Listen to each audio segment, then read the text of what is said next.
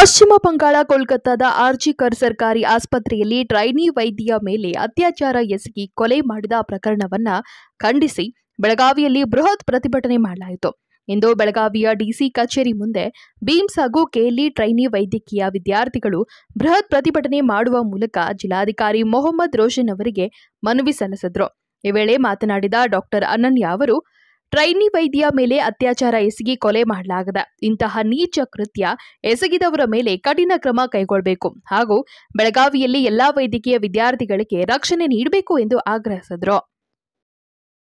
ವಿದ್ಯೆಗೆ ರಕ್ಷಣೆ ಇಲ್ಲ ಅಂದ್ರೆ ನಾವು ಪ್ರಧಾನಮಂತ್ರಿಗಳು ಹೇಳಿದ್ದಾರೆ ಬೇಟಿ ಪಡಾವೋ ಬೇಟಿ ಬಚಾವೋ ಅಂತ.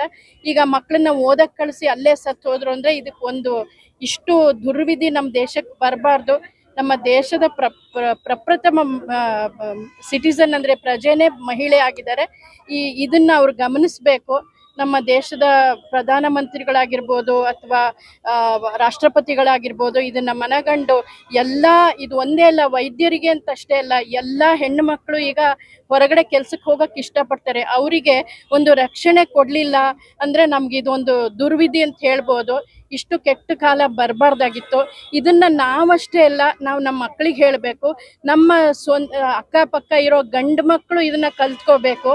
ಇದು ಒಂದು ಹೆಣ್ಣನ್ನ ದೇವತೆ ತರ ಪೂಜೆ ಮಾಡೋದು ಕಲ್ತ್ಕೋಬೇಕೆ ಹೊರತು ಈ ತರ ಪ್ರಾಣಿಗಳ ತರ ವರ್ತಿಸೋದು ಸರಿ ಇಲ್ಲ. ಆಮೇಲೆ ಇದರಲ್ಲಿ ತುಂಬಾ ಸತ್ಯಾಸತ್ಯತೆನ ಮರೆಮಾಚಲಾಗ್ತಾ ಇದೆ.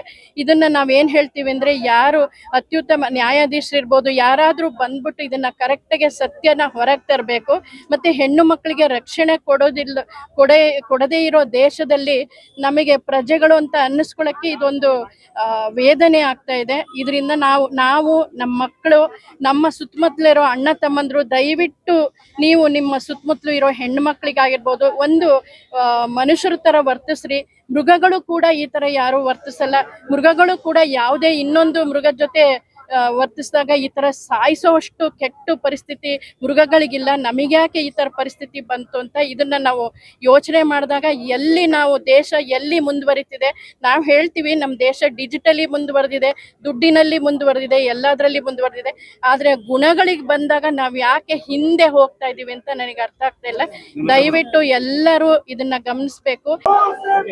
ಎಲ್ಲಾ ಸಾರ್ವಜನಿಕರಿಗೆ ಈ ಮೂಲಕ ವೈದ್ಯ ವೃಂದದವರಿಂದ ಸಾರ್ವಜನಿಕ ವಿಜ್ಞಾಪನೆ.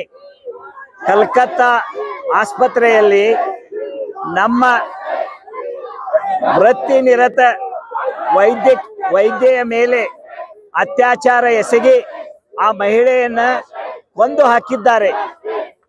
ಇಂತಹ ರಾಕ್ಷಸಿ ಪ್ರವೃತ್ತಿಯ ಮನುಷ್ಯನಿಗೆ ನ್ಯಾಯ ಒದಗಿಸಬೇಕು ಅಂದ್ರೆ ಆ ವೈದ್ಯರಿಗೆ ಈ ವ್ಯಕ್ತಿಯನ್ನ ಆದಷ್ಟು ಬೇಗ ಶಿಕ್ಷೆಗೆ ಗುರಿಪಡಿಸಬೇಕು.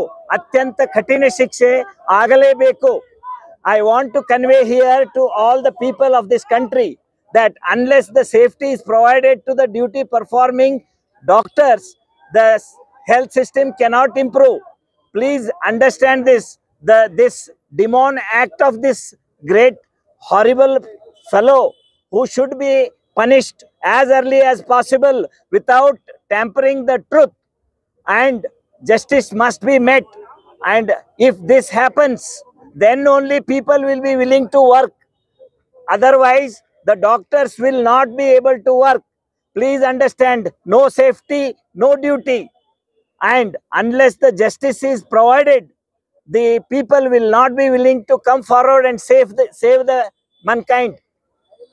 The girl, you understand, the coming up in her life has been raped and murdered, and this is unacceptable.